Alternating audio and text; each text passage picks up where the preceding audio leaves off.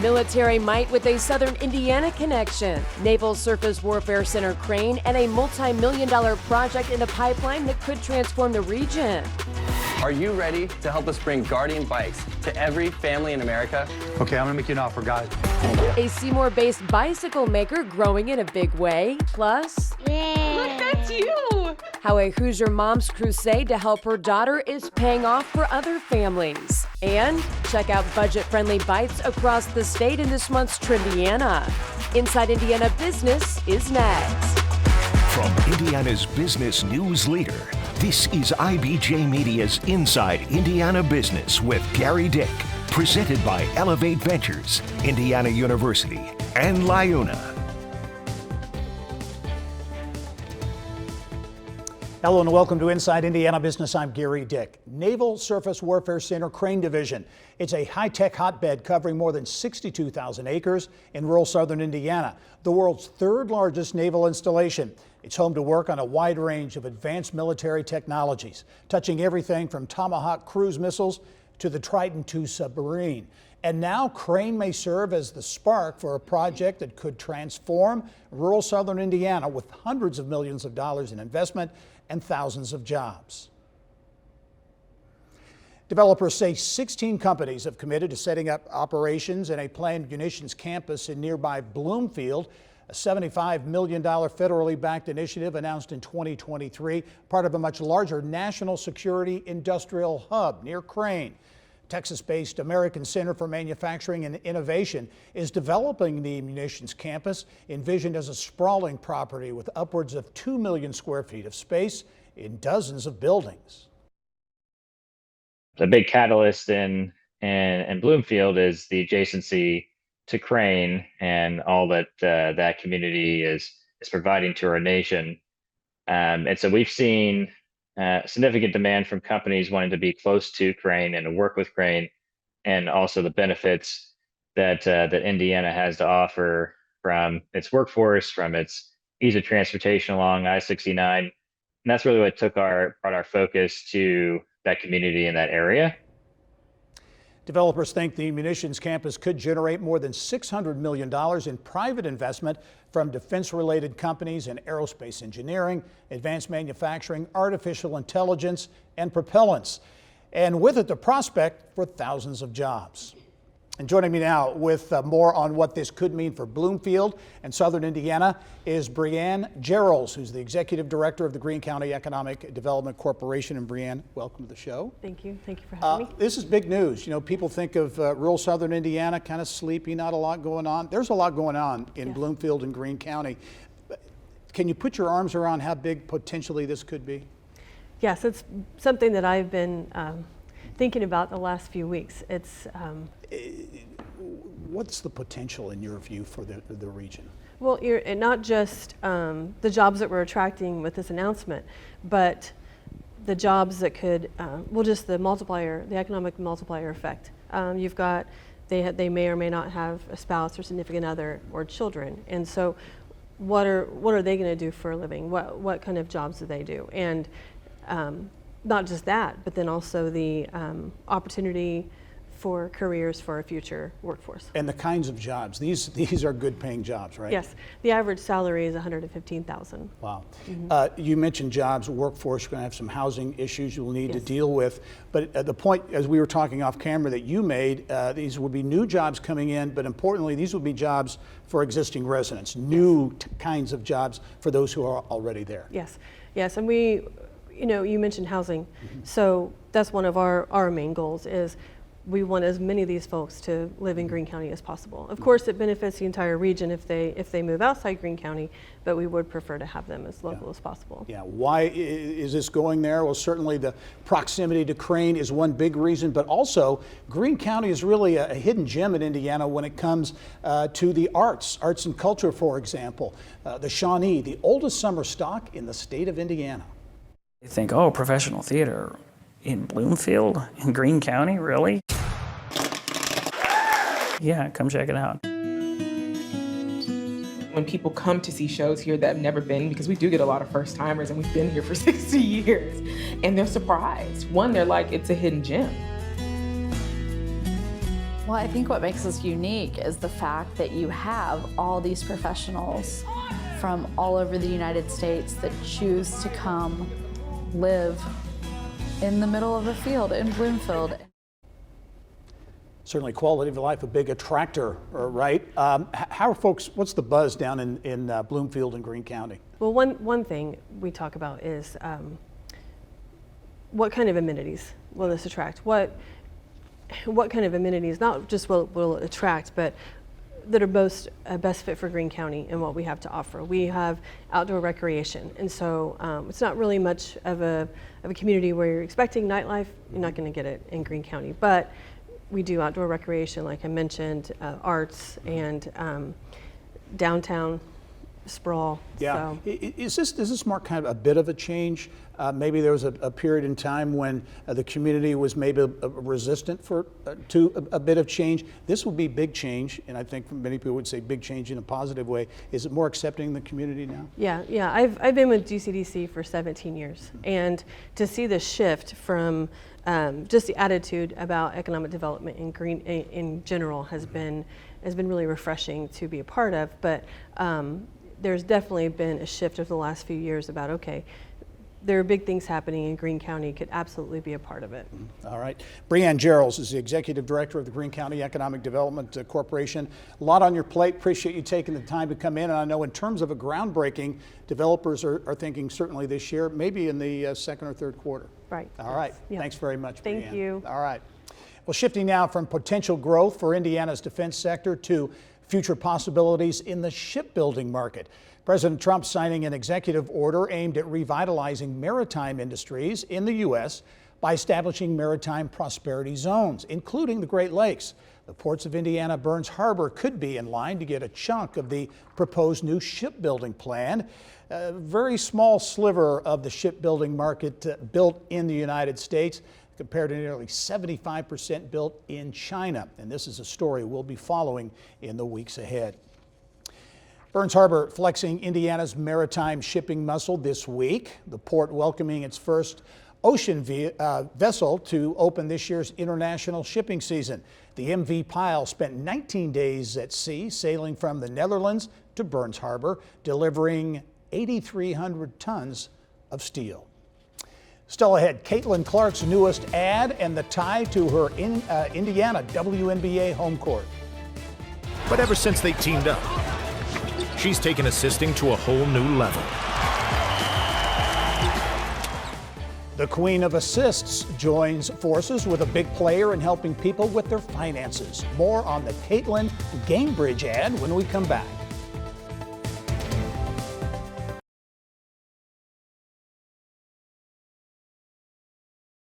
Here's what's making news around Indiana. Brought to you by the Indiana Association of Realtors. Indiana's 21,000 realtors. The neighbors you know, the experts you can count on. Before any payload is ready for countdown, it needs to be prepared for launch.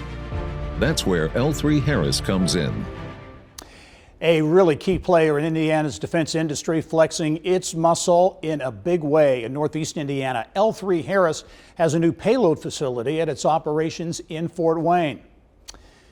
Let's send it now to Mary Rachel Redmond for more on that and other business news making headlines around Indiana. T-minus 10, 9, 8. We begin in Allen County, where Florida-based L3 Harris Technologies cut the ribbon on a $125 million expansion of its Fort Wayne operation. L3 Harris develops advanced infrared sensors designed to deliver fast, accurate, and reliable data from orbit around Earth for weather and defense purposes, and has high hopes of potentially helping to build the future of U.S. national defense. President Trump's administration is talking about a golden dome for the nation, right? That's really about missile defense from space in part. And it's something that we're doing currently. And this demonstrates, I think, that we're ready to take on the challenge that the administration has placed on the industry. L3 Harris currently employs more than 600 people in Indiana. Now to Crown Point, where New Jersey-based CoreX Partners has opened its first cold storage and logistics facility. The nearly $80 million CoreX Crown operation has the capacity to store products at temperatures down to minus 20 degrees. The CoreX Crown project is the latest in a series of cold storage facilities being developed in Northwest Indiana, accounting for hundreds of millions of dollars of investment in the region. Are you ready to help us bring Guardian bikes to every family in America? Okay, I'm gonna make you an offer, guys. Thank you. We had a conversation a few years back about moving your manufacturing to the United States, and you did it.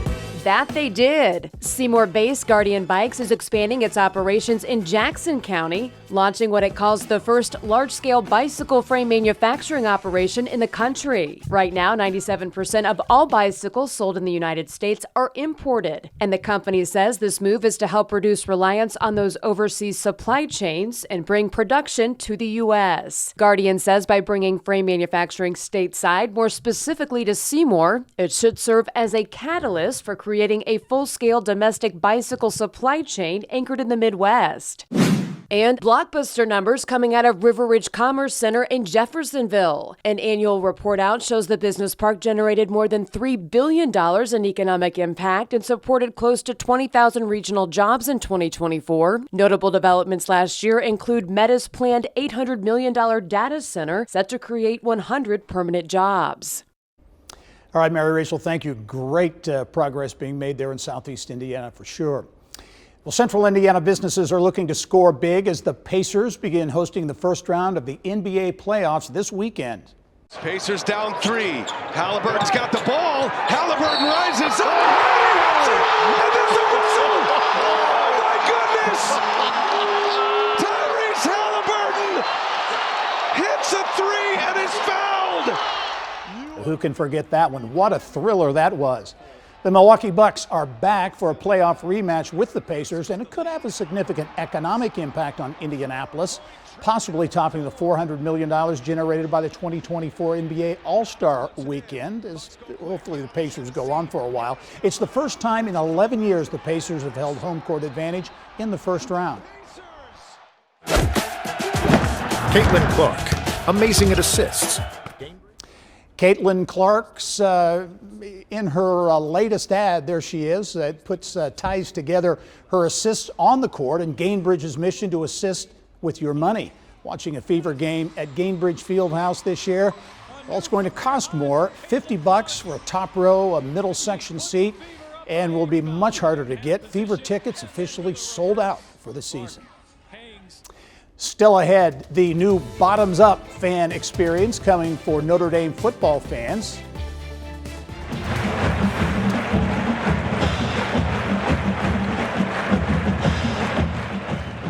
Well, if the Band of the Fighting Irish isn't enough to get fans going, then maybe a couple of beers will. Details on Notre Dame's new alcohol policy at football games when we come back.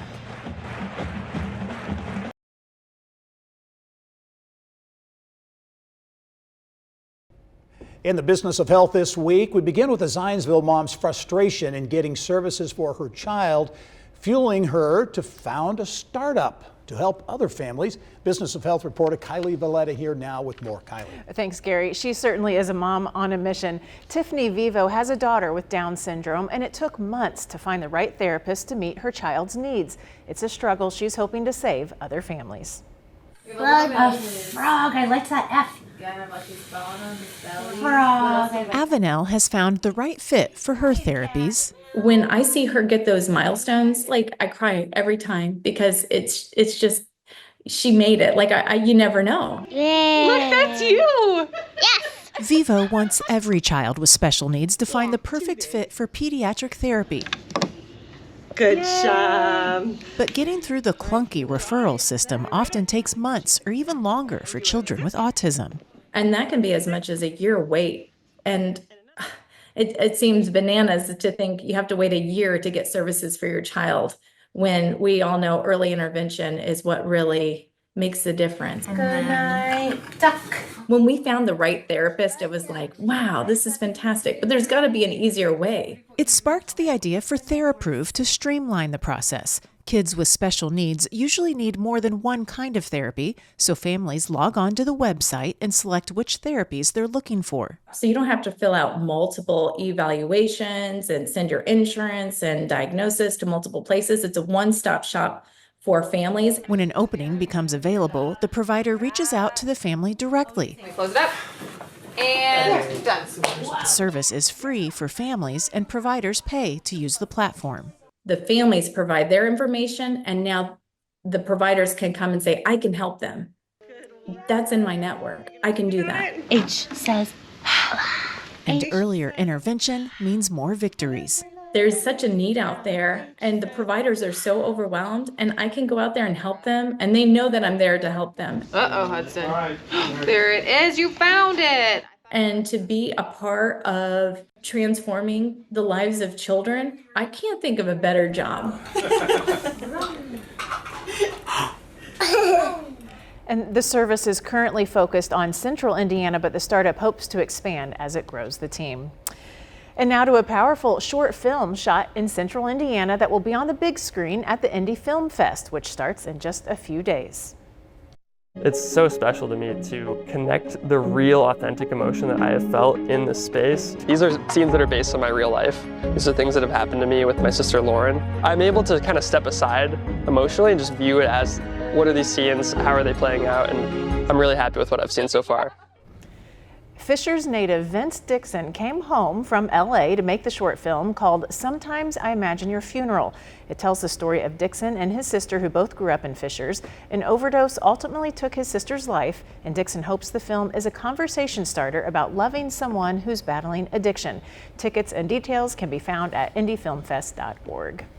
It's a great story. Back to your Zionsville mom with the startup. It's a bit of a matchmaking service, right? That's exactly right. And there are more than 500 providers now registered on her website. So you can imagine how that really increases families' chances of getting into a therapist. All right. As always, thanks, Kylie. Yep.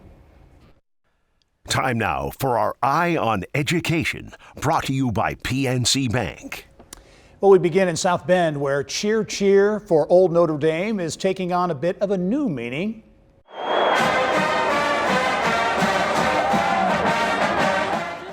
Irish fans like the ones who shot this video will now have access to sip on their favorite beverage. Notre Dame expanding alcohol sales to general admission seating at football games, as well as men's and women's basketball and hockey. The university says it's part of an effort to modernize the fan experience. It is also expected to be a big revenue generator. A $10 million gift is establishing a new entrepreneurship program at Rose-Hulman Institute of Technology in Terre Haute.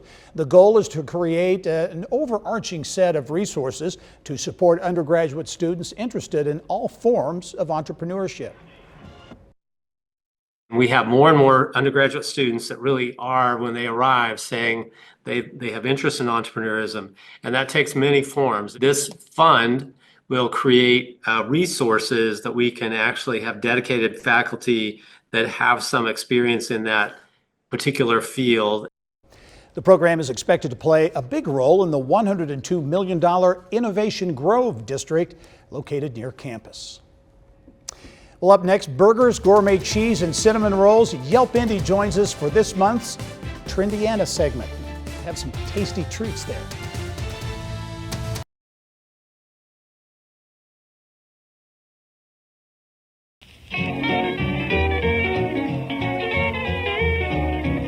Now, if you want something that's good and hot, just eat a hamburger, it'll hit the spot. You can see them on the grill.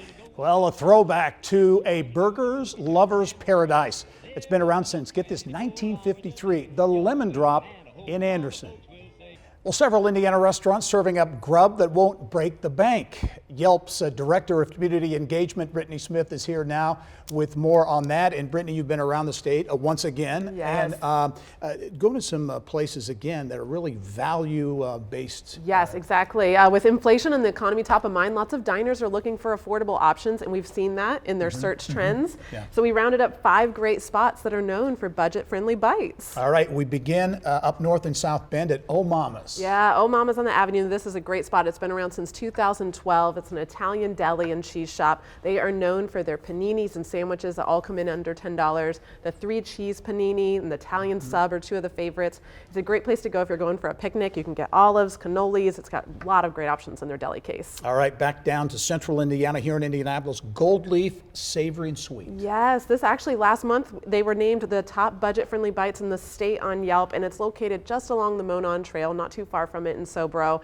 And they are known for their breakfast burritos, both vegetarian and meat-friendly. They've got a fabulous patio there, so it's great for co-working or if you're going for a date. It's a really fun space to check out. I've got some samples right in front of me here, and they're very tempting. Ooey Gooey Cinnamon Rolls and Cafe, that's in Nashville. Yes, and I have made the trip to Nashville just for these cinnamon rolls. They are that good. They have over 12 different options there. One of the most popular ones being the lemon blueberry flavor, as well as the classics. They also, insider tip, if you want to save some for later, they freeze really well. They just recently actually passed the business on from one generation to the next. Mandy and Mason are the new owners, and it's definitely worth the trip. Okay. Papusaria Casa Maria. I said it correctly, right? This is such a great spot. That's here in right here in Indianapolis. A personal favorite for breakfast, Latin breakfast, budget friendly. You can go there for their pupusarias, the namesake, which is a fabulous Salvadorian treat. It's also Mexican on the menu as well. Plantains, beans, really friendly staff and a cozy environment. Okay, anyone who's been to Anderson for anything, when the Colts camp used to be up there, or whatever it is, the lemon drop. Nostalgic vibes, right? We were talking about this. You can walk in and you see the jukebox. They've got the vinyl booths, the wraparound bar, really fun environment. They are known for their onion burgers as well as their breaded tenderloins and the shoestring fries. It's easy to get a meal under $10 and folks can't get enough of it. Certainly a lot of talk about inflation and looking forward, prospects, hopefully not, but of a recession, and these small businesses, as we talk about, they need to adjust, and these are making the adjustment. Exactly. Instead of going to a chain, these are places that you can still get affordable eats and support a local business. Very good. Brittany Smith from Yelp, as always, thanks very much. Thanks so much, Gary. Yeah. And that's all the time we have for this edition of Inside Indiana Business. We want to remind you, and we leave you with a touch of the month of May, because we're going to be at the Indianapolis Motor Speedway all month. And this week we found Butler Blue checking out the Indianapolis Motor Speedway Museum, the new museum. If you haven't been there yet, it is a real treat. And again, a reminder, Business at the Brickyard coverage starts in just 2 weeks. I'm Gary Dick. Thanks for joining us. Go out and make it a successful week.